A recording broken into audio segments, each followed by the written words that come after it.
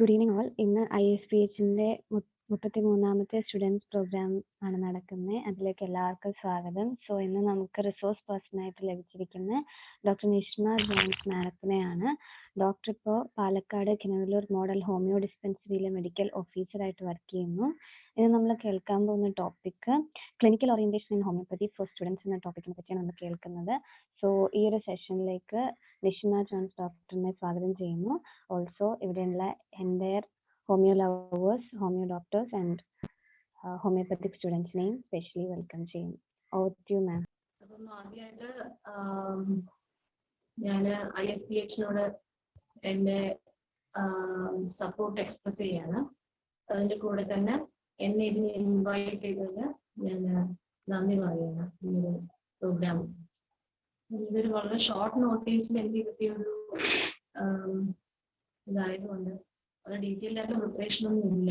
എന്നാലും എനിക്ക് അറിയാനുള്ള കുറച്ച് കാര്യങ്ങൾ സ്റ്റുഡൻസ് ആയിട്ട് ഷെയർ ചെയ്യാനായിട്ട് ഞാൻ ആഗ്രഹിക്കുകയാണ്. ഞാനൊരു ചെറിയൊരു പവർ പോയിന്റ് പോലെ ചെയ്തിട്ടുണ്ട്. പക്ഷേ അത് ഷെയർ ചെയ്യാൻ വേണ്ടി മാത്രമൊന്നും ഇല്ല. ഷെയർ ചെയ്താൽ അത് നമുക്കത് ഫോളോ അപ്പ് ചെയ്യാനായിട്ട് ഈസി ആയിരിക്കും തോന്നുന്നു. പക്ഷേ എനിക്ക് അതിൻ്റെ ടെക്നിക്കൽ സൈഡൊന്നും അറിയത്തില്ല. ഞാൻ എൻ്റെ ഡെസ്ക്ടോപ്പിലാണ് ചെയ്തിട്ടിരിക്കുന്നത്. അപ്പം അത് എങ്ങനെയാണ് അത് ചെയ്യാൻ പറ്റുക എന്നുള്ളത്. ഹലോ മാം കണ്ടന്റ് പറഞ്ഞോളൂ മാം, കുഴപ്പമില്ല. ഷെയർ ചെയ്യാൻ പറ്റിയില്ലെങ്കിൽ പ്രശ്നമില്ല. പ്രശ്നമില്ല അല്ലേ? നമ്മള് ഉദ്ദേശിക്കുന്നത് ഇന്നത്തെ ഒരു സെനേറിയോയില് സ്റ്റുഡന്റ് പോപ്പുലേഷൻ ഹോമിയോപ്പതികൾക്ക് വളരെ നഷ്ടം ഉണ്ടാകുന്നു എന്നുള്ളതാണ് ഞാൻ മനസ്സിലാക്കുന്നത്. അതായത് ക്ലിനിക്സ് ഇല്ല, ക്ലിനിക്കൽ എക്സ്പോഷർ ഉണ്ടാകുന്നില്ല. ഞാനൊക്കെ പഠിച്ചിരുന്ന സമയത്ത് 3rd ഇയർ മുതൽ നമുക്ക് ക്ലിനിക്കൽ എക്സ്പോഷർ ഉണ്ട്. അപ്പം അത് കിട്ടാതെ പോകുന്നതിൻ്റെ ഒരു ബുദ്ധിമുട്ട് എന്ന് ഞാൻ മനസ്സിലാക്കുന്നുണ്ട്. അപ്പം നമുക്ക് കുറച്ച് കാര്യങ്ങൾ എനിക്കറിയുന്ന കുറച്ച് കാര്യങ്ങൾ ഞാൻ ഇന്ന് പറഞ്ഞ് മനസ്സിലാക്കിക്കാനായിട്ട് നോക്കാം. അപ്പം ഏത് ഇയർ മുതൽ ഏത് ഇയർ വരെയുള്ള സ്റ്റുഡൻസ് ആണുള്ളത്? ഫസ്റ്റ് ഇയർ മുതൽ 5 ഇയർ വരെ ഉള്ളതുണ്ടാവും അല്ലേ? നമ്മുടെ ക്ലിനിക്സിൽ കാണുന്നത് പല തരത്തിലുള്ള പേഷ്യൻസ് ആണ്. പേഷ്യൻസ് എന്ന് പറയുമ്പോഴത്തേക്കും അവര് പല തരത്തിലുള്ള ലൈഫ് സിറ്റുവേഷനിൽ കൂടെ പോയിക്കൊണ്ടിരിക്കുന്ന വ്യക്തികളായിരിക്കും. നമ്മള് പേഷ്യൻസ് ആണെന്നുള്ളത് ഫസ്റ്റ് അവർക്ക് അങ്ങനെ ഒരു കൺസിഡറേഷൻ കൊടുക്കേണ്ടതായിട്ടുണ്ട്. നമ്മുടെ അപ്രോച്ച് വളരെ ഇമ്പോർട്ടൻ്റ് ആണ്. നമ്മൾ പേഷ്യൻറ്റിനെ അപ്രോച്ച് ചെയ്യുന്നത് വളരെ ഇമ്പോർട്ടൻ്റ് ആണ്. അതുപോലെ തന്നെ ഹ്യൂമെയിൻ ആയിട്ടുള്ള ഒരു അപ്രോച്ച് ആയിരിക്കണം എന്നാണ് എനിക്ക് പറയാനുള്ളത്. കാരണം പലപ്പോഴും നമ്മൾ കാണുന്നുണ്ടെന്ന് പറഞ്ഞാൽ പേഷ്യൻസ് ഒന്നെന്ന് പറഞ്ഞാല് നമ്പർ കൂട്ടുക, എങ്ങനെയെങ്കിലും നമ്പർ കൂടുക, പേഷ്യൻസിന്റെ എണ്ണം കൂട്ടുക എന്നുള്ള ഒരു ടെൻഡൻസി ജനറലി ഉണ്ട്. പിന്നെ എന്തെങ്കിലും ആയിക്കോട്ടെ എന്നുള്ള ആറ്റിറ്റ്യൂഡ്, അതും ചിലപ്പോൾ നമ്മൾ അങ്ങനെയും കാണാറുണ്ട്. അപ്പോൾ ആസ് എ മെഡിക്കൽ പ്രൊഫഷൻ നമ്മൾ ഒഴിവാക്കണം എന്നാണ് എനിക്ക് പറയാനുള്ളത്. കാരണം പേഷ്യൻസ് നമ്മളിൽ നിന്ന് പ്രോപ്പറായിട്ടുള്ള റിലീഫിന് വേണ്ടിയിട്ടാണ് വരുന്നത്. അല്ലാതെ ജസ്റ്റ് എന്തെങ്കിലും കിട്ടിയിട്ട് ജസ്റ്റ് ഒരു അപ്ലിക്കേഷൻ ഉണ്ടാക്കാനല്ല, ഒരു പ്രോപ്പർ ട്രീറ്റ്മെന്റ് ആണ് അവർ ആഗ്രഹിക്കുന്നത്. അപ്പോൾ നമുക്ക് ആ ഒരു ഉദ്ദേശം ഇല്ലാന്നുണ്ടെങ്കിൽ നമ്മൾ എന്ത് ചെയ്യുമെന്ന് പറഞ്ഞാൽ നമ്മളുടെ ട്രീറ്റ്മെന്റ് മെത്തേഡ് ആ രീതിയിലായിരിക്കും, നമ്മുടെ അപ്രോച്ച് ആ രീതിയിലായിരിക്കും ഉദ്ദേശിച്ചത്. അപ്പോൾ വേരിയസ് സിറ്റുവേഷൻസ് എന്ന് പറയുമ്പോഴത്തേക്കും അതിൽ നമ്മൾ കാണുന്ന പേഷ്യൻസിൽ നല്ലൊരു ശതമാനം പേഷ്യൻസിനും ഇൻഡിസ്പൊസിഷൻ ആകാം. അതായത് മൈനർ ആയിട്ടുള്ള എന്തെങ്കിലും മെയിൻറ്റെയിനിങ് കോസ്റ്റ് കാരണം ഉണ്ടാകുന്ന അസുഖങ്ങളോ അല്ലെങ്കിൽ കണ്ടീഷൻസോ ആയിരിക്കാം. അപ്പൊ നമ്മളുടെ അനാലിസിസ്, നമ്മൾ പേഷ്യൻസിന് കേസ് എടുക്കുമ്പോഴത്തേക്കും നമ്മൾ ആ രീതിയിൽ അവരെ അസസ് ചെയ്തില്ല അല്ലെങ്കിൽ അനലൈസ് ചെയ്തില്ലാന്നുണ്ടെങ്കിൽ നമുക്കത് തിരിച്ചറിയാനായിട്ട് സാധിക്കത്തില്ല. ഇൻഡിസ്പൊസിഷൻ എന്താണ്, എങ്ങനെയാണ് ഇൻഡിസ്പൊസിഷൻ അത് ക്രിയേറ്റഡ് ആയിരിക്കുന്നത്. അപ്പൊ നമ്മുടെ ക്വസ്റ്റ്യൻ നമ്മൾ അപ്രോച്ച് ചെയ്യുന്ന രീതി ആ രീതിയിൽ ആണെങ്കിൽ മാത്രമേ അത് തിരിച്ചറിയാനായിട്ട് സാധിക്കുകയുള്ളൂ. ഇതിപ്പോ യങ് ആണെങ്കിലും ഓൾഡ് പേഷ്യൻസ് ആണെന്നുണ്ടെങ്കിൽ നമ്മൾ ഒരു ബൈസ്റ്റാൻഡേഴ്സിനെ ക്വസ്റ്റ്യൻ ചെയ്യുന്നു. അതുപോലെ തന്നെ നമ്മൾ അവരുടെ സിംറ്റംസ് അനലൈസ് ചെയ്യുന്നു. സിംറ്റംസ് അനലൈസ് ചെയ്യുമ്പോഴത്തേക്ക് നമുക്ക് മനസ്സിലാക്കാൻ സാധിക്കുന്ന കാര്യങ്ങൾ എന്താന്ന് പറഞ്ഞാൽ, ഒന്ന് അത് വളരെ റീസെന്റ് ആയിട്ടുള്ള ഓൺസെറ്റ് ആയിരിക്കും. റീസെന്റ് ഓൺസെറ്റ് ആയിട്ടുള്ള ഇൽനെസ് ആയിരിക്കും. ഏതെങ്കിലും ഒരു കാര്യം അസോസിയേറ്റഡ് ആയിട്ടായിരിക്കും അത് സ്റ്റാർട്ട് ചെയ്തിട്ടുണ്ടാവും. അപ്പോൾ may be from loss of sleep ആയിരിക്കാം, അല്ലെങ്കിൽ ഫ്രം ലോങ് ട്രാവൽ, അല്ലെങ്കിൽ സം കൈൻഡ് ഓഫ് ഫുഡ് ഇൻടേക്കോ ഫുഡ് ഡിപ്രൈവേഷനോ അങ്ങനെ എന്തെങ്കിലും ആയിരിക്കാം. ബാഡ് പോസ്റ്റേഴ്സ് മെയിൻറ്റെയിൻ ചെയ്തിട്ട് നെക്സ്റ്റ് ഡേ എന്തെങ്കിലും സ്ട്രെയിനോ എന്തെങ്കിലും ഉണ്ടായിരിക്കും. അപ്പോൾ അങ്ങനെ ഒരു കണ്ടീഷൻ ആണോ എന്നുള്ളത് നമ്മൾ മനസ്സിലാക്കണം. അപ്പോൾ ഞാൻ ഉദ്ദേശിച്ചത് നമുക്ക് നമ്മുടെ മെഡിസിൻ സെലക്ഷൻ എത്രത്തോളം ഈസി ആക്കാൻ പറ്റുന്നതാണ് നമ്മൾ നോക്കുന്നത്. നമ്മുടെ കേസ് ടേക്കിങ്ങിന്റെ മെയിൻ പ്രിൻസിപ്പിൾ അല്ലെങ്കിൽ മെയിൻ ഉദ്ദേശം എന്ന് പറഞ്ഞാൽ എങ്ങനെ നമുക്ക് മെഡിസിനിലേക്ക് വേഗം എത്താം, അതാണ് നമ്മുടെ പർപ്പസ്. അപ്പോൾ ആ തരത്തിലുള്ള അപ്രോച്ച് ആയിരിക്കണം നമ്മൾ ചെയ്യേണ്ടത്. പിന്നെ അക്യൂട്ട് എയിൽമെന്റ്സ്, പ്രോപ്പർ ആയിട്ടുള്ള അക്യൂട്ട് എയിൽമെന്റ്സ് ആണെന്നുണ്ടെങ്കിൽ മോസ്റ്റ് ഓഫ് ദി അക്യൂട്ട് എയിൽമെന്റ്സിന് ഒരു എറ്റിയോളജി ഉണ്ടാവും. എറ്റിയോളജി കഴിഞ്ഞിട്ടായിരിക്കാം ആ അസുഖത്തിലേക്ക് കണ്ടീഷനിലേക്ക് വന്നത്.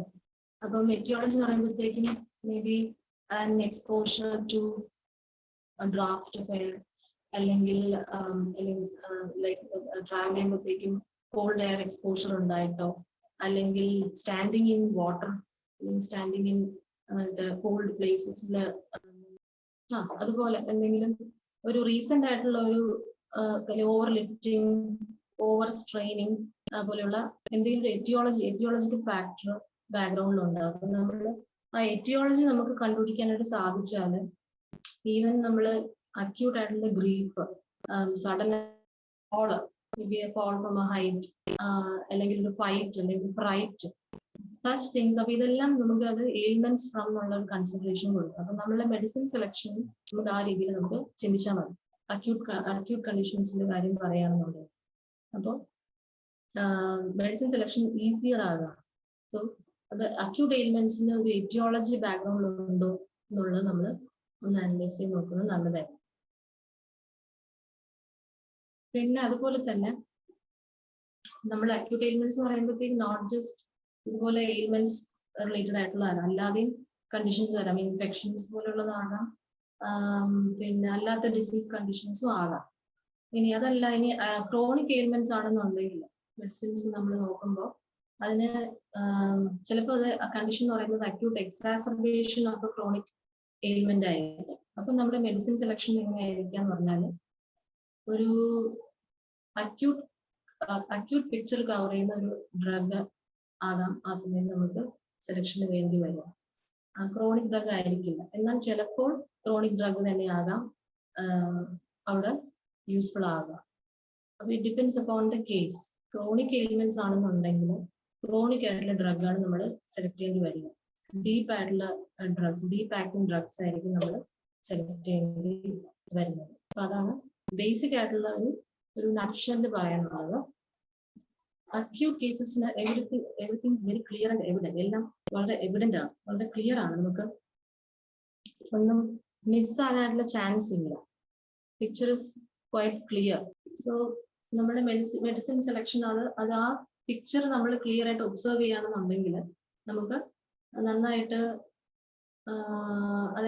നമുക്ക് കേസ് ടേക്കിംഗ് എന്നുള്ള പാർട്ട് കറക്റ്റ് ആയിട്ട് ചെയ്യാൻ പറ്റിയാണ്. ഞാൻ എന്റെ ടോപ്പിക്കിന്റെ ഒരു എസെൻസ് പറയുകയാണെന്നുണ്ടെങ്കിൽ നമ്മൾ ക്ലിനിക്കൽ ഓറിയന്റേഷൻ, ക്ലിനിക്ക് എന്നുള്ള രീതിയിൽ അപ്രോച്ച് ചെയ്യുമ്പോൾ ആസ് എ ഹോമിയോപാത്ത് നമ്മൾ അപ്രോച്ച് ചെയ്യുമ്പോൾ നമ്മൾ ചിന്തിക്കേണ്ടതെന്ന് വെച്ചാൽ നമ്മുടെ കേസ് ടേക്കിങ്ങിലാണ് ശരിക്കും പറഞ്ഞ ഹനുമാൻ ഇതിനെ കുറിച്ച് എല്ലാം കറക്റ്റായിട്ട് ഡിസ്ക്രൈബ് ചെയ്തിരിക്കുന്നത്. എങ്ങനെയാണ് നമ്മൾ ക്ലിനിക്കില് കാര്യങ്ങൾ കാണേണ്ടത്, എങ്ങനെ അപ്രോച്ച് ചെയ്യേണ്ടത്, ഫുൾ നമ്മുടെ കേസ് ടേക്കിംഗ് അപ്രോച്ചസ് അത് വളരെ ബ്യൂട്ടിഫുൾ ആയിട്ട് ഡീൽ ചെയ്യുന്നതാണ്. അപ്പൊ everything is clear and evident. അപ്പൊ നമുക്ക് പിക്ചർ അത് തന്നെ കിട്ടും. അതുകൊണ്ടാണ് ഞാൻ നേരത്തെ പറഞ്ഞത് എയിൽമെന്റ്സ് ഫ്രം എന്നുള്ള ഇമ്പോർട്ടൻസ് കൊടുക്കണം. അത് നമ്മുടെ മെഡിസിൻ സെലക്ഷൻ സഹായിക്കും. പിന്നെ അവരുടെ ചീഫ് സിംറ്റം ഏറ്റവും പ്രോമിനന്റ് ആയിട്ട് അവർ കാണിക്കുന്ന സിംറ്റം ആയിരിക്കും. അതിന് മിക്കവാറും മോസ്റ്റ് പ്രോബ്ലി അതിന് പ്രോമിനന്റ് ആയിട്ടുള്ള മൊഡാലിറ്റീസും അക്കമ്പനിയും ഉണ്ടാവും. അക്കമ്പനിങ് സിംറ്റംസ് ഉണ്ടാവും, കൺകോമിറ്റന്റ് സിംറ്റംസ് ഉണ്ടാവും. അപ്പൊ അത് നമുക്ക് ഈസി ആയിട്ട് നമുക്ക് ഡ്രഗ് പിക്ചറിലേക്ക് എത്താനായിട്ട് ഹെൽപ്പ് ചെയ്യുന്നുള്ളതാണ് അതിനൊരു പ്രത്യേകത. അക്യൂട്ട് കംപ്ലൈൻസ് അപ്പം അതെങ്ങനെ ഇരിക്കുക. ഇനി അക്യൂട്ട് എക്സാസർബേഷൻ ഓഫ് ക്രോണിക് എന്ന് പറയുമ്പോഴത്തേക്കും ചിലപ്പോ അതിൽ കാണുന്നതെന്ന് പറഞ്ഞാല് നമ്മൾ ഓൾറെഡി മെഡിക്കൽ പഠിക്കുന്നുണ്ട്, അക്യൂട്ട് റെമഡീസ് എന്ന് പറഞ്ഞ് പഠിക്കുന്നുണ്ട്, അല്ലെങ്കിൽ acute form of the chronic remedy like belladonna drugs. അപ്പൊ അങ്ങനെയുള്ള ഡ്രഗ്സ് ആയിരിക്കാം ഈ അക്യൂട്ട് സ്റ്റേജിൽ വേണ്ടി വരിക. അങ്ങനെ നമുക്ക് ആ രീതിയിൽ നമുക്ക് കാണാം. അപ്പം വരുന്ന case acute exacerbation of chronic ആണോ എന്നുള്ള അണ്ടർസ്റ്റാൻഡ് ചെയ്തിട്ട് നമ്മൾ കേസ് ടേക്കിങ്ങിനുള്ള ക്വസ്റ്റ്യൻസിലൂടെ നമുക്കത് മനസ്സിലാക്കാനായിട്ട് സാധിക്കും. അതായത് പേഷ്യന്റിന് ഓൾറെഡി ക്രോണിക് ആയിട്ട് കംപ്ലൈൻസ് ഉണ്ടായിരുന്നോ, അതിന്റെ ഒരു അക്യൂട്ട് പ്രസന്റേഷൻ ആണോ ഇപ്പൊ നടക്കുന്നത് എന്നുള്ളത് നമ്മളുടെ കേസ് ടേക്കിങ്ങിലൂടെ തന്നെ നമുക്ക് അറിയാനായിട്ട് സാധിക്കും. അതിന് നമ്മള് ചിലപ്പോൾ നമ്മൾ ഒരുപാട് അനലൈസ് ചെയ്ത് ക്രോണിക് ഡ്രഗ് കണ്ടുപിടിച്ച് നമ്മൾ കൊടുത്താലും ചിലപ്പോൾ നമ്മൾ ഉദ്ദേശിക്കുന്ന റിസൾട്ട് കിട്ടില്ല. കാരണം ആ അക്യൂട്ട് പ്രസന്റേഷൻ ഏതെങ്കിലും അക്യൂട്ട് ആയിട്ടുള്ള ഡ്രഗ് ആയിരിക്കാം അവിടെ യൂസ്ഫുൾ ആകും. ഇത്തരം അവസരങ്ങളിൽ അക്യൂട്ട് ഡ്രഗ്സ് കൊടുത്താൽ മതിയാവുമെന്നാണ് നമ്മൾ മനസ്സിലാക്കേണ്ടത്. So after giving the chronic drug നമ്മൾ കാൽക്കേരിയ കാർബാരിയം കൊടുത്തിട്ടുണ്ടാവുക ക്രോണിക് ഡ്രഗ് ആയിട്ട്. പക്ഷെ നമുക്ക് വേണ്ട റിസൾട്ട് കിട്ടിയില്ല.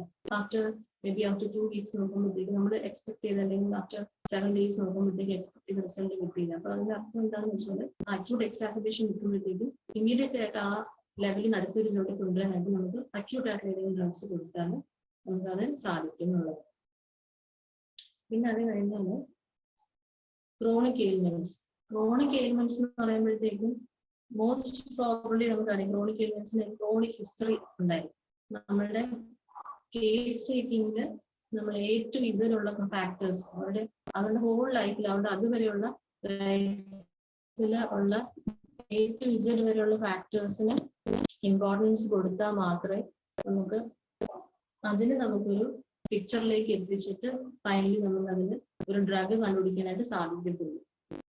ഇപ്പൊ കേസ് ടേക്കിങ്ങിന്റെ ക്രോണിക് കേസ് ടേക്കിങ്ങിനെ പറ്റി ഞാൻ പഠിപ്പിക്കേണ്ട ആവശ്യമില്ല, നിങ്ങൾ ഓൾറെഡി അതിനെ കുറിച്ച് അറിയാം. ക്രോണിക് കേസ് ടേക്കിംഗ് ക്ലാസ്സിൽ പഠിക്കുന്നതാണ്. എന്താണ് കേസ് ടേക്കിങ്ങിന്റെ പോയിന്റ്സ് എന്നാൽ ഓർഗനോളിൽ പറഞ്ഞിട്ടുള്ളത്, അത് തന്നെയാണ് ആ ബേസിക് കാര്യങ്ങൾ നമ്മൾ ഫോളോ ചെയ്യേണ്ടതായിട്ടുള്ളത്.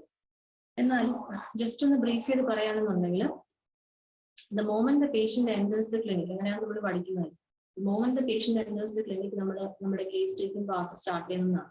നമ്മൾ ഹെഡ് ടു ഫൂട്ടാണ് പേഷ്യന്റ് അനലൈസ് ചെയ്യുന്നത്. പേഷ്യന്റ് ക്ലിനിക്കിലേക്ക് എൻറ്റർ ചെയ്ത് കഴിഞ്ഞാൽ നമ്മളുടെ ഐസിന്റെ ഫ്രണ്ടിൽ പേഷ്യന്റ് എത്തുന്ന ആ സ്റ്റെപ്പ് മുതൽ, ആ നിമിഷം മുതൽ നമ്മൾ പേഷ്യന്റിന്റെ സിംറ്റംസ് കളക്ട് ചെയ്യാനാണ് നോക്കുന്നത്.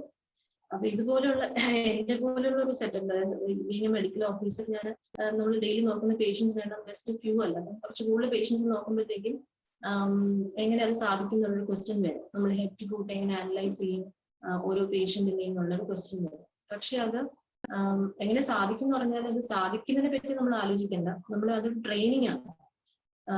ഈ ഫുൾ ഹോമിയോപ്പതി എന്ന് പറഞ്ഞാൽ, അല്ലെങ്കിൽ ഹോമിയോപ്പതിക് മെത്തേഡിലേക്ക് നമ്മൾ ശരിക്കും പറഞ്ഞാകണം എന്നുണ്ടെങ്കിൽ അത് ഇയേഴ്സ് ട്രെയിനിങ് ആകത്തുള്ളൂ. എല്ലാ സ്റ്റാർ വാൾസും എല്ലാ ഗ്രേറ്റ് ഹോമിയോപ്പതിസും എല്ലാം ഒരു ഏജ് അനുസരിച്ചാണ്, അവരുടെ പ്രാക്ടീസിങ് ഇയേഴ്സ് അഡ്വാൻസിനനുസരിച്ച് they become more and more efficient. അപ്പൊ the moment the patient enters, some can write a prescription. അപ്പൊ തന്നെ അവർക്ക് പേഷ്യന്റിനെ കണ്ടുകൊണ്ടാൽ they come to the drug. അപ്പൊ അതാണ് അതിന്റെ ഒരു എഫിഷ്യൻസി. അപ്പൊ ഇറ്റ് ഇസ് ട്രെയിനിങ്, വർഷങ്ങളുടെ ട്രെയിനിങ്. ഡെയിലി പേഷ്യൻസിനെ കാണുമ്പോഴത്തേക്ക് നമ്മൾ അനലൈസ് ചെയ്യുന്നത് ഇതിലൂടെയാണ്. ആ ട്രെയിനിങ് നമുക്കത് ശരിയാകുക. അപ്പൊ നമ്മൾ അനലൈസ് ചെയ്യേണ്ട സ്റ്റാർട്ടിംഗ് എന്ന് പറഞ്ഞാൽ ഹെഡ് ടു ഫൂട്ട് തന്നെയാണ്. പേഷ്യന്റ് ക്ലിനിക്കിലേക്ക് എൻ്റർ അനലൈസ് ചെയ്യണം, പേഷ്യന്റിന്റെ സിംറ്റംസ് കളക്ട് ചെയ്യാനായിട്ട് തുടങ്ങണം. അപ്പൊ വേ ദ പേഷ്യന്റ് വാക്സ്, സിറ്റ്സ് അല്ലെ, ഇതിനെല്ലാം ഇതിനെല്ലാത്തിനും ഡ്രഗ്സ് ഉണ്ട്. അതൊന്നും നിസ്സാരമായിട്ട് കണക്കാക്കാൻ സാധിക്കുമെന്ന് എനിക്ക് തോന്നുന്നു. കാരണം ബൈ എക്സ്പീരിയൻസ്, ത്രൂ എക്സ്പീരിയൻസ് അത് ശരിയാണെന്ന് തോന്നുന്നില്ല. കാരണം ജസ്റ്റ് ഒരു എക്സാമ്പിൾ പറയുകയാണെന്നുണ്ടെങ്കിൽ, നമ്മളിപ്പോ പേഷ്യൻസ് നോക്കുന്ന ചില പേഷ്യൻസ് വളരെ ഹറീഡ് ആയിട്ട് ഇതിനകത്തോട്ട് നമ്മൾ ഒപിയിലോട്ട് കയറാനായിട്ട് ശ്രമിക്കും, കൺസൾട്ടിങ് റൂമിലോട്ട് ഒപിയിലോട്ട് കയറാനായിട്ട് ശ്രമിക്കും. അപ്പൊ തന്നെ നമുക്ക് അവരുടെ നേച്ചർ അവിടെ റിവീൽഡ് ആവുകയാണ് അല്ലെ, നെർവസ് ആയിട്ടുള്ള ടെമ്പറമെന്റ്, അങ്ങനെ. അപ്പൊ ആ ഒരു രീതിയിലാണ് നമ്മൾ അനലൈസ് ചെയ്യുന്നത്. ഇപ്പൊ ഒന്ന് പേഷ്യന്റ് വന്ന് നമ്മുടെ ഫ്രണ്ടിൽ വന്ന് ഇരിക്കുന്ന രീതി, നമ്മൾ പറയും ഫോർവേഡ് ആയിട്ട് വന്ന് ബെൻഡ് ചെയ്ത് വളരെ അപ്രോച്ചബിൾ ആയിട്ട് വന്നിരിക്കുന്നത് ഹോസ്പിറ്റൽസ് കോൺസ്റ്റിറ്റ്യൂഷൻ ആണ് പറയുന്നത്. ഇതിനെല്ലാത്തിനും ഇമ്പോർട്ടൻസ് ഉണ്ട്, ഓരോ ചെറിയ പോയിന്റിനും നമ്മൾ ഇമ്പോർട്ടൻസ് കൊടുക്കുന്നുണ്ട്.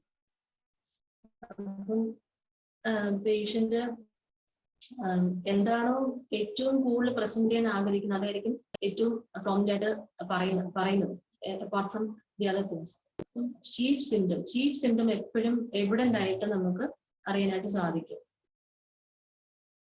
ചീഫ് സിംറ്റം എപ്പോഴും എവിഡന്റ് ആണ്. അതിൽ നമ്മൾ കൂടുതൽ കാര്യങ്ങൾ ചോദിക്കേണ്ടി വരത്തില്ല. പേഷ്യന്റ് ഇങ്ങോട്ട് നമ്മൾക്ക് ആദ്യം പറയുന്ന സിംറ്റം ഒന്നെങ്കിൽ അവരുടെ ചീഫ് സിംറ്റം സപ്പോസ് ഉറക്കമില്ലായ്മയാണെന്നുണ്ടെങ്കിൽ അവർ ഏറ്റവും പ്രോമിന്റ് ആയിട്ട് പറയുന്ന സിംറ്റം അതായിരിക്കും, എനിക്ക് ഉറക്കമില്ലായ്മയാണ് ഏറ്റവും വലിയ സിംറ്റം എന്നുള്ളത്. സപ്പോസ് അത് എവിടെയെങ്കിലും പെയിൻ ആണെന്നുണ്ടെങ്കിൽ, ഏതെങ്കിലും പാർട്ടിലുള്ള പെയിൻ ആണെന്നുണ്ടെങ്കിൽ അതായിരിക്കും അവർ ഏറ്റവും പ്രോമിന്റ് ആയിട്ട് പറയുന്നുണ്ടാവുക. അതാണ് ചീഫ് സിംറ്റത്തിന്റെ പ്രത്യേകത. അപ്പൊ നമ്മൾ നോട്ട് ചെയ്യേണ്ടത് നമ്മളുടെ പാർട്ട് എന്താന്ന് പറഞ്ഞാൽ ഈ ചീഫ് സിംറ്റമായിട്ട് അസോസിയേറ്റഡ് ആയിട്ടുള്ള എന്തെല്ലാം സിംറ്റംസും സയൻസും നമുക്ക് കിട്ടുന്നുണ്ടോ അതെല്ലാം നമ്മൾ നോട്ട് ചെയ്യാന്നുള്ളതാണ് കേസ് ടേക്കിംഗ് ചെയ്യുമ്പോഴത്തേക്കും നമുക്ക് ചെയ്യേണ്ട മറ്റൊരു കാര്യം. പിന്നെ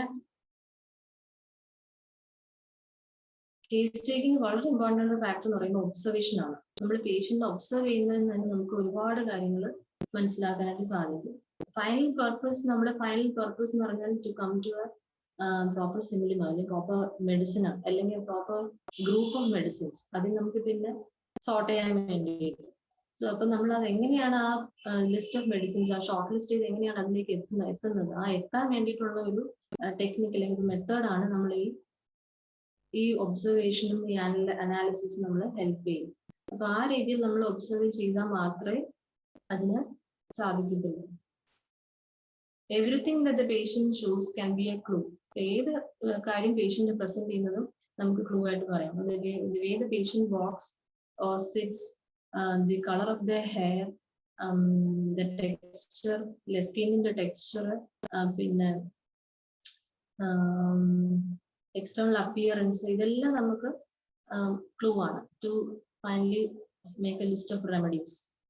പിന്നെ നമ്മൾ ചെയ്യേണ്ട കുറച്ച് കാര്യങ്ങൾ എന്താന്ന് പറഞ്ഞാൽ അവരുടെ ലൈഫ് സിറ്റുവേഷൻ അനലൈസ് ചെയ്യുന്നത് വളരെ നല്ലതായിരുന്നു. അത് ചില കാര്യങ്ങൾ നമുക്ക് അതിൽ നിന്ന് തന്നെ മനസ്സിലാക്കാനായിട്ട് സാധിക്കും. ഫോർ എക്സാമ്പിൾ ഓക്കുപേഷണൽ ആയിട്ടുള്ള ഡിസീസസ് ഒരുപാടുണ്ട്. അപ്പൊ അവരുടെ ഓക്കുപേഷൻ പലപ്പോഴും നമ്മൾ കേസ് ടേക്കിംഗ് ഓക്കുപേഷൻ എന്താണെന്നത് ശ്രദ്ധിക്കാറില്ല. സപ്പോസ് ഇപ്പൊ patient is having cervical spondylosis, ഇപ്പൊ ഒരു സെർവൈക്കൽ സ്പോണ്ടൈലോസിസ് പേഷ്യന്റ് ആണ്. അപ്പൊ ഇത്ര മാസങ്ങളായിട്ട് അല്ലെങ്കിൽ ഒരു വർഷമായിട്ട് 1.5 വർഷമായിട്ട് കഴുത്തിന്റെ വേദനയാണ്. അപ്പൊ നമ്മൾ അവരുടെ ഓക്കുപേഷൻ എന്താന്ന് ചോദിക്കുകയാണെങ്കിൽ നമുക്ക് അതിൽ നിന്ന് തന്നെ കിട്ടും. അതാണ് അവരുടെ ഒരു പ്രൈമറി മെയിൻറ്റെയിനിങ് കോസ് അതാകാനുള്ള സാധ്യതയുണ്ട്. അപ്പൊ നമ്മൾ അതിനനുസരിച്ചായിരിക്കും നമ്മൾ അവർക്ക് അങ്ങോട്ട് കൊടുക്കുന്ന അഡ്വൈസ്, നമ്മുടെ അപ്രോച്ച് ആ രീതിയിലായിരിക്കണം എന്നുള്ളതാണ്. ചില സന്ദർഭങ്ങളിൽ just by giving medicine we are not going to cure them fully.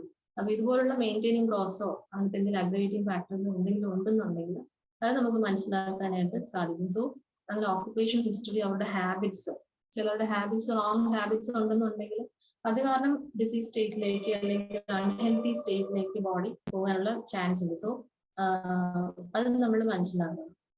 Wrong habits ഉണ്ടോ എന്നുള്ളത് മനസ്സിലാക്കുക. ലൈഫ് സ്റ്റൈല് തെറ്റായിട്ടുള്ള ലൈഫ് സ്റ്റൈൽ ഉണ്ടെന്നുണ്ടെങ്കിൽ അത് കാരണം അൺഹെൽത്തി ആയിട്ടുള്ള സ്റ്റേറ്റിലേക്ക് പോകാം.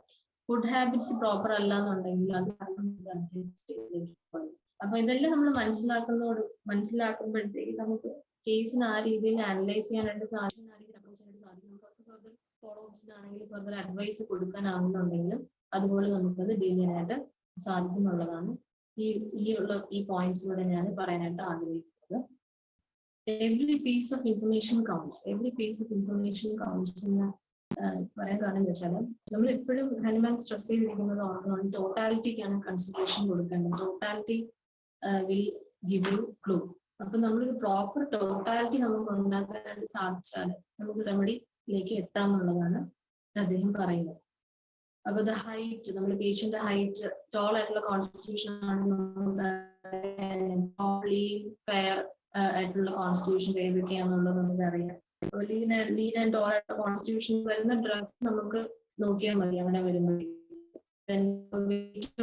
ഒബീസ് ആയിട്ടുള്ള വെയിറ്റ് ഷോർട്ട് ആയിട്ടുള്ള ഡ്രഗ്സ്, വെയിറ്റ് ഒബീസിറ്റിക്ക് ടെൻഡൻസി ഉള്ള ഡ്രഗ്സ്, ആ രീതിയിൽ നമുക്ക് അനലൈസ് ചെയ്യാനായിട്ട് സാധിക്കും.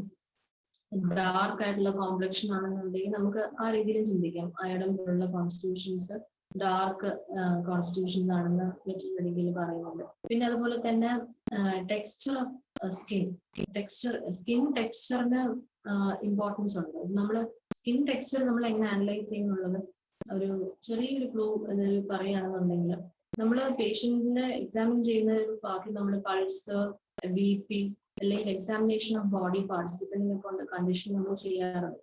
ആ സമയത്ത് നമുക്ക് ഈ ടെക്സ്ചർ ഓഫ് സ്കിൻ, അതുപോലെ തന്നെ അവരുടെ ഫൈബർ ഓഫ് ദി ബോഡി, പണ്ട് ഞാൻ കോളേജിൽ പഠിക്കുന്ന സമയത്ത് മെഡിക്കൽ ഡ്രഗ്സിൽ ഈ ടെക്സ്ചറും ഈ ഫൈബർ ഓഫ് ദി ബോഡിയൊക്കെ വായിക്കുമ്പോൾ ആദ്യമൊക്കെ ആലോചിക്കുമായിരുന്നു എങ്ങനെയാണത് നമുക്കത് അനലൈസ് ചെയ്യാൻ പറ്റും, എങ്ങനെയാണ് നമ്മളത് നോട്ട് ചെയ്യാൻ, what kind of fibre the patient is having എന്നുള്ളത്.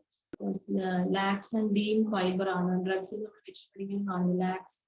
ലാക്സ് ഫൈബർ ആണ്, സ്കിൻ ഹാങ്സ് ഇൻ ഫോൾഡ്സ് എന്ന് എഴുതിയിട്ടുണ്ടാവും ചില ഡ്രഗ്സിൽ, ചിലത് ഫേം ആണെന്ന് എഴുതിയിരിക്കും, ഫേം സ്ട്രക്ചർ ആണെന്ന് എഴുതിയിരിക്കുന്നു. അപ്പൊ ഇതെങ്ങനെയാണ് നമ്മൾ എങ്ങനെയാണ് പേഷ്യന്റിനെ കണ്ടതുകൊണ്ട് നമുക്ക് ഇങ്ങനെ മനസ്സിലാക്കാൻ സാധിക്കുമോ? ചിലപ്പോൾ നമുക്ക് കണ്ടുകൊണ്ട് മനസ്സിലാക്കാനായിട്ട് സാധിച്ചു തരാം ടൈപ്പ് ഓഫ് ഫൈബർ. പക്ഷെ ഇപ്പോഴും നമുക്ക് അങ്ങനെ കണ്ടുകൊണ്ട് മനസ്സിലാക്കാൻ സാധിച്ചു തരില്ല. കണ്ടുകൊണ്ട് മനസ്സിലാക്കാൻ സാധിച്ചില്ലെങ്കിലും കുഴപ്പമില്ല.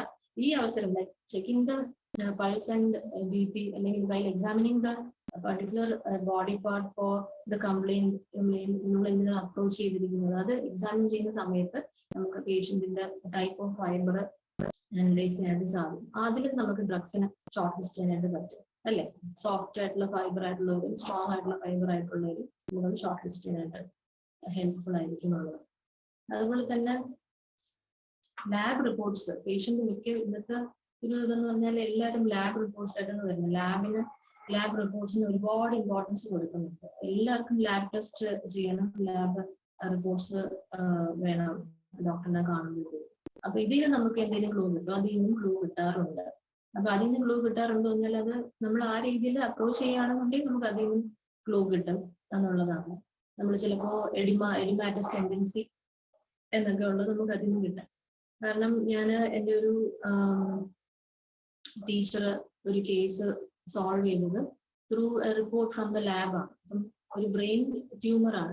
ബ്രെയിൻ ട്യൂമറിൽ ഡോക്ടർ പ്രിസ്ക്രൈബ് ചെയ്ത ഡ്രഗ് എപ്പിസാണ്. അപ്പൊ ആ ടീച്ചർ എപ്പിസ് പ്രിസ്ക്രൈബ് ചെയ്തതിന് കാരണം എഡിമ അറൗണ്ട് ദ ലീഷൻ എന്നുള്ള ഒരു ഫീച്ചർ വെച്ചിട്ടാണ് പ്രിസ്ക്രൈബ് ചെയ്തത് apis. And the case was successful. Okay, അപ്പൊ അതാണ് എനിക്ക് പറയാനുള്ളത്. Lab reports also can be useful. അതുപോലെ തന്നെ വളരെ ഇമ്പോർട്ടൻ്റ് ആണ് നമ്മുടെ ഹിസ്റ്ററി ടേക്കിംഗ് പലപ്പോഴും നമ്മൾ സ്കിപ്പ് ചെയ്യാറുണ്ട്. കാരണം ഒന്നിനും ടൈം കിട്ടാറില്ല. നമ്മൾ ചീഫ് സിംറ്റംസ് ചോദിക്കും, അസോസിയേറ്റുള്ള കാര്യങ്ങൾ ചോദിക്കും, പിന്നെ ഉടനെ റെമഡി അല്ലെങ്കിൽ മെഡിസിൻ സെലക്ഷനോട്ടാണ് നമ്മൾ ആലോചിക്കുന്നത്. അപ്പം അതല്ല വേണ്ടത്, നമ്മൾ ഹിസ്റ്ററി ഓഫ് ദ കേസിന് വളരെ ഇമ്പോർട്ടൻസ് കൊടുക്കും. കാരണം ഹിസ്റ്ററിയിൽ നമുക്ക് ക്ലൂ കിട്ടും, ഒരുപാട് ക്ലൂ കിട്ടും ഹിസ്റ്ററിയിൽ. എങ്ങനെയാണ് എയിൽമെന്റ്സ് ഫ്രം എന്നുള്ളതിന് ക്ലൂ കിട്ടാം, അതുപോലെ തന്നെ ടെൻഡൻസീസിന് ക്ലൂ കിട്ടാം, പിന്നെ എന്തെങ്കിലും ഫാക്ടേഴ്സ് ഈ കണ്ടീഷനെ സപ്പോർട്ട് ചെയ്ത് നിൽക്കുന്ന എന്തെങ്കിലും ഫാക്ടേഴ്സ് ഉണ്ടോ എന്നുള്ളത് നമുക്ക് ക്ലൂ കിട്ടാം, എന്തെങ്കിലും സപ്രഷൻസ് ഉണ്ടായിട്ടുണ്ടോ എന്നുള്ളതിനെ കുറിച്ച് വരെ നമുക്ക് ഹിസ്റ്ററിയിൽ നിന്ന് ക്ലൂ കിട്ടും. അപ്പൊ അതൊക്കെയാണ് അതിൻ്റെ ഒരു യൂസ് എന്ന് പറയുന്നത്. പിന്നെ അതുപോലെ തന്നെ ഫാമിലി ഹിസ്റ്ററിയിൽ നമുക്ക് അതുപോലെ തന്നെ ടെൻഡൻസീസിന്റെ ഒരു പിക്ചർ കിട്ടാനായിട്ട് നമുക്ക് സഹായിക്കും. സോ ഇതിത്രയും നമ്മളുടെ കേസ് സ്റ്റഡിയിൽ നമ്മൾ വളരെ ഷോർട്ട് ആയിട്ടുള്ള ടൈമിൽ ഇത്രയും നമ്മൾ കാര്യങ്ങൾ നോക്കുന്നതാണ്, ഇത്രയും നമ്മൾ കാര്യങ്ങൾ ചെയ്യാൻ നോക്കുന്നതാണ്. ഇനി ക്രോണിക് കേസസ് വരുമ്പോഴത്തേക്കും നമ്മൾ കുറച്ചും കൂടെ ടൈം സ്പെൻഡ് ചെയ്യുന്നതാണ്. നമുക്ക് ഒരു ക്രോണിക് ഡ്രഗ് ആണ് അവർക്ക് വേണ്ടതെന്നുള്ളത് നമ്മൾ മനസ്സിലാക്കുന്നുണ്ട്. നമ്മൾ കേസ് കുറച്ചുകൂടി ഡീറ്റെയിൽ നമ്മൾ മനസ്സിലാക്കാനായിട്ട് ശ്രമിക്കും. അപ്പൊ നമ്മൾ നോക്കുന്ന എന്താ, മൈൻഡിന് നമ്മൾ ഒരുപാട് ഇമ്പോർട്ടൻസ് കൊടുക്കും. കാരണം എന്താണ്, anything that is related to the mind, from the mind ആണോ ഈ ബോഡിയിലേക്ക് ഇത് വന്നിരിക്കുന്നുള്ളതിന്റെ ഒരു അനാലിസിസ് നടത്താൻ വേണ്ടിയിട്ടാണ് ചെയ്യുന്നത്. മൈൻഡിന് ഒരുപാട് ഇമ്പോർട്ടൻസ് കൊടുക്കും. അക്യൂട്ടുള്ള കംപ്ലയിൻസിന് മൈൻഡിന് ഇമ്പോർട്ടൻസ് ഇല്ല എന്നുള്ളതല്ല, പക്ഷെ അക്യൂട്ട് ആയിട്ടുള്ള കംപ്ലയിൻസിനും മൈൻഡിന് ഇമ്പോർട്ടൻസ് ഉണ്ട്. എന്നാലും അത് കൂടാതെ ക്രോണിക് ആയിട്ടുള്ള കംപ്ലയിൻസിന് അതിന് വളരെ ഇമ്പോർട്ടൻ്റ് ആയിട്ടുള്ള ഒരു ഫാക്ടർ ഉണ്ട്. കാരണം അത് നമ്മൾ ബോഡിയിൽ ഒരുപാട് ഇൻഫ്ലുവൻസ് ചെയ്യാൻ പറ്റുന്നുള്ളത് നമ്മളുടെ പല പേഷ്യൻസിന്റെ ഹിസ്റ്ററി നമുക്ക് സ്റ്റഡി ചെയ്യുമ്പോഴത്തേക്കും മനസ്സിലാക്കാനായിട്ട് സാധിക്കും. ദെൻ അതുപോലെ തന്നെ നമ്മൾ ഇമ്പോർട്ടൻസ് കൊടുക്കുന്ന മറ്റൊരു കാര്യം എന്ന് പറയുന്നത് ടെൻഡൻസീസ് ആണ്. ബോഡിക്ക് പല ടെൻഡൻസീസും കാണും. അപ്പൊ ഈ ടെൻഡൻസീസ് ക്രോണിക് ആയിട്ടുള്ള കേസസ് ആകുമ്പോഴത്തേക്ക് നമുക്ക് ടെൻഡൻസീസ് ഉണ്ടോ ഇല്ലയോ എന്നുള്ളത് അനലൈസ് ചെയ്യേണ്ടത് വളരെ അത്യാവശ്യമാണ്. കാരണം ഈ ടെൻഡൻസീസ് നമ്മൾ കറക്റ്റായിട്ട് നമുക്ക് മനസ്സിലാക്കാനായിട്ട് സാധിച്ചാൽ you be able to find the proper drug. Tendencies എന്ന് പറയുമ്പോഴത്തേക്കും നമ്മുടെ നെറ്റ് മെഡിക്കൽ കാണുന്നില്ല suppurative tendency to catch cold, tendency to sprain, അങ്ങനെ പല ടെൻഡൻസീസ് ഉണ്ട്. അപ്പൊ ഈ ടെൻഡൻസീസ് നമ്മൾ ഡ്രഗ്സിലേക്ക് നമുക്ക് പോയിന്റ് ഔട്ട് ചെയ്യുന്നുള്ളതാണ് അതിൻ്റെ ഒരു പ്രത്യേകത. ക്രോണിക് കേസ് ടേക്കിംഗ് നമ്മൾ ഹിസ്റ്ററി ടേക്കിംഗ് നമ്മൾ ടെൻഡൻസീസ് എന്തെങ്കിലും ഉണ്ടോ എന്നുള്ളത് അനലൈസ് ചെയ്യാനായിട്ട് നോക്കണം. പിന്നെ അതുപോലെ തന്നെ നമ്മുടെ പേഷ്യൻസിന് നമ്മൾ ടെമ്പറമെന്റ് അനലൈസ് ചെയ്യുന്നത് വളരെ നല്ലതായിരിക്കും. കാരണം ഇതെല്ലാം നമ്മുടെ ഡ്രഗ്സിനെ ഷോർട്ട് ലിസ്റ്റ് ചെയ്യാനായിട്ട് ഹെൽപ്പ് ചെയ്യും. Temperament, what kind of temperament പേഷ്യന്റിന് ഉള്ളതെന്നുള്ളത് അത് നമ്മൾ ഈ പറഞ്ഞ പോലെ patient moment you see the patient നമുക്കത് അനലൈസ് ചെയ്യാനായിട്ട് സ്റ്റാർട്ട് ചെയ്യാം. നമ്മൾ പേഷ്യന്റിനായിട്ട് സംസാരിക്കുമ്പോഴത്തേക്കും അവർക്ക് നമ്മളെടുത്തുള്ള അപ്രോച്ച്, സിറ്റുവേഷൻസിനോടുള്ള അവരുടെ റിയാക്ഷൻ, അങ്ങനെയുള്ള കാര്യങ്ങളാണ് നമ്മൾ അവരുടെ ടെമ്പറമെന്റ്സ് അനലൈസ് ചെയ്യുന്നത്. അതുപോലെ തന്നെ നമ്മൾ ഡ്രഗ്സിന് ഷോർട്ട് ലിസ്റ്റ് ചെയ്യാൻ വേണ്ടിയിട്ട് നമ്മൾ ക്ലിനിക്സിൽ നമ്മൾ ഉപയോഗിക്കുന്ന മറ്റൊരു ഇമ്പോർട്ടൻറ്റ് കാര്യം എന്ന് പറഞ്ഞാൽ തെർമൽസ് ആണ്. തെർമൽസ് നമ്മൾ പേഷ്യന്റിൽ നിന്ന് ജനറൽസിന് മനസ്സിലാക്കാനായിട്ടാണ് ശ്രമിക്കുന്നത്. To understand the thermals. Thermals മനസ്സിലാക്കി കഴിഞ്ഞാൽ അതിൽ നമുക്ക് ഇതുപോലെ തന്നെ ഡ്രഗ്സിനെ ഷോർട്ട് ലിസ്റ്റ് ചെയ്യാനായിട്ട് സാധിക്കും. പിന്നെ അത് കഴിഞ്ഞാൽ ഇപ്പൊ മെഡിസിൻ സെലക്ഷൻ നമ്മൾ ഇതുപോലുള്ള പല ഫാക്ടേഴ്സിന്റെ ഹെൽപ്പോടുകൂടി നമ്മൾ മെഡിസിൻ സെലക്ഷനിലേക്ക് എത്തുകയാണ്. ഒരു ലിസ്റ്റ് ഓഫ് മെഡിസിനിലേക്ക് എത്തുകയാണ്. Finally we come to one drug. ഇതിലൊരു ഡ്രഗ് നമ്മൾ സെലക്ട് ചെയ്യുന്നു. അത് എന്തെങ്കിലും ഒരു സ്പെസിഫിക് ആയിട്ടുള്ള റീസൺസ് കാരണം, ചില ഇമ്പോർട്ടൻ്റ് ആയിട്ടുള്ള ഫൗണ്ടേഷൻസ് കാരണം നമ്മൾ അത് കൊടുക്കാനായിട്ട് ഡിസൈഡ് ചെയ്ത് നമ്മൾ കൊടുക്കുന്നത് എപ്പോഴും നമ്മൾ മീഡിയം സ്റ്റാർട്ട് ചെയ്യും. മീഡിയം സ്റ്റാർട്ട് ചെയ്യാന്ന് പറഞ്ഞാൽ ഡോസിനെ പറ്റിയാണ് ഞാൻ ഉദ്ദേശിച്ചത്. I mean scale of potency ആണ് ഉദ്ദേശിച്ചത്. അപ്പൊ ഏതിനാണ് 30 കൊടുക്കേണ്ടത്, ഏതിനാണ് 200 കൊടുക്കേണ്ടത്, ഏതിനാണ് ഹൈ കൊടുക്കേണ്ടത് എന്നുള്ളത് ബിഗിനേഴ്സിന് എപ്പോഴും ഒരു ഡൗട്ടാണ്. എന്താണ് ചെയ്യേണ്ടത് എന്നുള്ളതൊരു ഡൗട്ടാണ്. അതുകൊണ്ടാണ് മീഡിയം എന്നുള്ള രീതിയിൽ പറഞ്ഞത്. അപ്പൊ ആ ഒരു ഡൗട്ട്, ആ ഒരു കൺഫ്യൂഷൻ നമുക്ക് അവോയ്ഡ് ചെയ്യാനായിട്ട് സാധിക്കും. ഏത് പൊട്ടൻസിയാണ് സെലക്ട് ചെയ്യേണ്ടത്. അത് നമ്മൾ ഒരുപാട് ഫാക്ടേഴ്സ് അതിന് ഹെൽപ്പ് ചെയ്യുന്നുണ്ട്. അപ്പൊ നമ്മളത് ഓൾറെഡി നമ്മൾ പഠിക്കുന്നതാണ്. Age, occupation, stage of disease, seat of disease, അങ്ങനെ പല കാര്യങ്ങൾ അതിനെ ഇൻഫ്ലുവൻസ് ചെയ്യുന്നുള്ളത് പഠിക്കുന്നു. ഓക്കെ.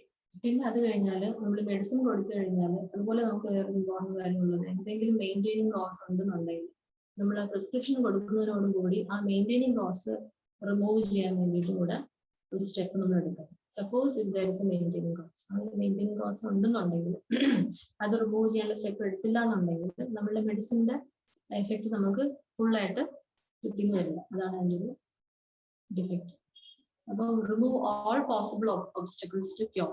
എന്തെല്ലാം ഒബ്സ്റ്റക്കിൾസ് നമ്മൾ നോട്ടീസ് ചെയ്യുന്നുണ്ടോ, ഒബ്സ്റ്റക്കിൾസ് എല്ലാം തന്നെ റിമൂവ് ചെയ്യാന്നുള്ളതാണ് നമ്മളുടെ നെക്സ്റ്റ് സ്റ്റെപ്പ് എന്ന് പറയുന്നത്.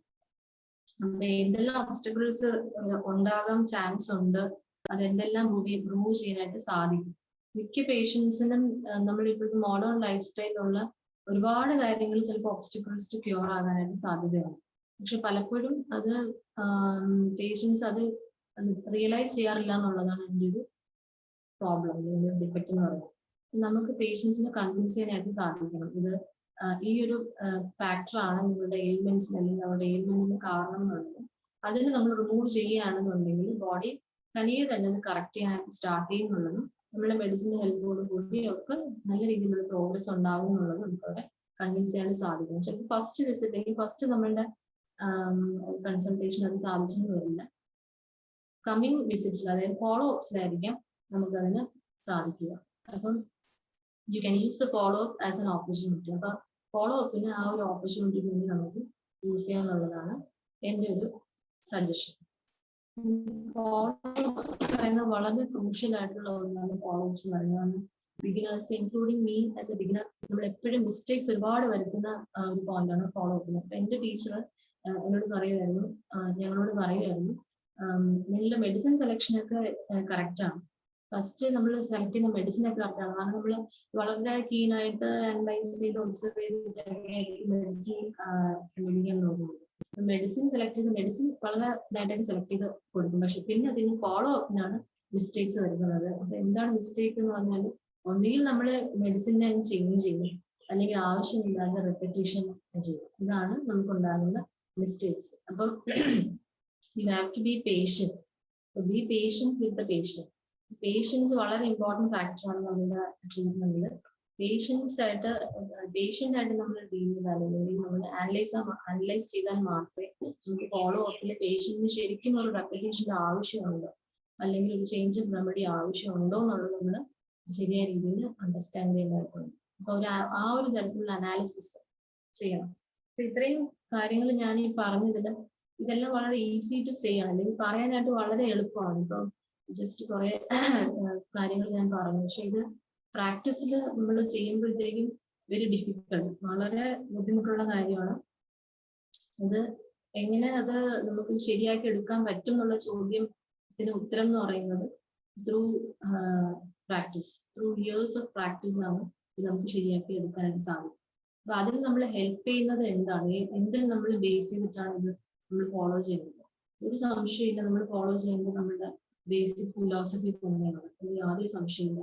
നമ്മളുടെ ബാക്ക് ബോൺ എന്ന് പറയുന്ന നമ്മളുടെ ബാക്ക് ബോൺ എന്ന് ഞാൻ പറയുന്നത്, അല്ലെങ്കിൽ ഞാൻ കാണുന്നത് രണ്ട് കാര്യങ്ങളാണ്. ഒന്നെന്ന് പറയുന്നത് നമ്മുടെ ഫിലോസഫി തന്നെയാണ്, രണ്ടെന്ന് പറയുന്നത് നമ്മൾ മെറ്റീരിയൽ പഠിക്കുകയാണ്. ഈ രണ്ട് ഫസ്റ്റ് ഇയർ മുതൽ നമ്മൾ യൂസ് ചെയ്യുന്ന അല്ലെങ്കിൽ നമ്മൾ പഠിക്കുന്ന രണ്ട് ബുക്സ് ആണ് ഫിലോസഫി, അല്ലെങ്കിൽ രണ്ട് എന്താണ് പില്ലേഴ്സ് ആണ് ഈ ഫിലോസഫി മെറ്റീരിയൽ പഠിക്കുക. പക്ഷെ അതിന്റെ ഏറ്റവും ഇതായിട്ടുള്ള പ്രൈമറി ആയിട്ടുള്ള ബുക്കിലുള്ള കാര്യങ്ങൾ പോലും നമുക്ക് കംപ്ലീറ്റ് ആയിട്ട് അണ്ടർസ്റ്റാൻഡ് ചെയ്യാനായിട്ട്, അല്ലെങ്കിൽ കംപ്ലീറ്റ് ആയിട്ട് ഒരു എന്താ പറയുക നമ്മളുടെ കോഗ്നിറ്റീവ് ലെവലിൽ എത്തിക്കാനും അത് തിരിച്ചത് ഉപയോഗിക്കാനായിട്ടും സാധിക്കുന്നില്ല എന്നുള്ളതാണ് കാണുന്നത്. അത്രയ്ക്ക് ഒരുപാട് നോളജ്, അത്രയ്ക്ക് ഒരുപാട് ഇൻഫർമേഷൻ ആണ് ഈ ഒരു രണ്ട് കാര്യത്തിൽ. ഫിലോസഫി ഓൺ ഫിലോസഫിയിൽ നമുക്ക് മെച്ചം എടുക്കുകയും ഇൻക്ലൂഡ് ചെയ്തിരിക്കുന്നത്. So through years of experience ആണ് നമുക്കത് എന്താ പറയാ അക്വയർ ചെയ്യാനായിട്ട്, അല്ലെങ്കിൽ അതിൽ നമ്മൾ ഇംപ്രൂവ് ചെയ്യാനായിട്ട് സാധിക്കുക എന്നുള്ളതാണ് ഞാൻ മനസ്സിലാക്കുന്നത്. ഇത്രയും കാര്യങ്ങളാണ് ഞാൻ ഈ ഇന്നത്തെ ഈ ക്ലിനിക്കൽ ഓറിയന്റേഷനിൽ ഉദ്ദേശിച്ചത്. ക്ലിനിക് എന്ന് പറയുമ്പോഴത്തേക്കും എന്തായാലും നമ്മുടെ ക്ലിനിക് എന്ന് പറയുന്നത് ഒരു കേസ് അണ്ടർസ്റ്റാൻഡ് ചെയ്യുക എന്നുള്ളത് തന്നെയാണ് ഉദ്ദേശിച്ചത്. അപ്പൊ അത് വെച്ചിട്ട് ഞാൻ നമ്മുടെ ഓർഗനോളുള്ള കേസ് ടേക്കിങ്ങിന്റെ പാർട്ടാണ് ഇന്ന് ഡിസ്കസ് ചെയ്തത്. അപ്പൊ എന്റെ ടോപ്പിക് ഞാൻ സംശയമായിട്ട് ചോദിക്കാനുണ്ടെന്നുണ്ടെങ്കിൽ ചോദിക്കും. ഹലോ, ആർക്കെങ്കിലും എന്തെങ്കിലും സംശയങ്ങളോ കാര്യങ്ങളോ ഉണ്ടെങ്കിൽ ഹാൻഡ് റൈസ് ചെയ്താൽ മതി. ഇവിടെ നിന്ന് അൺമ്യൂട്ടേക്ക് തരാം.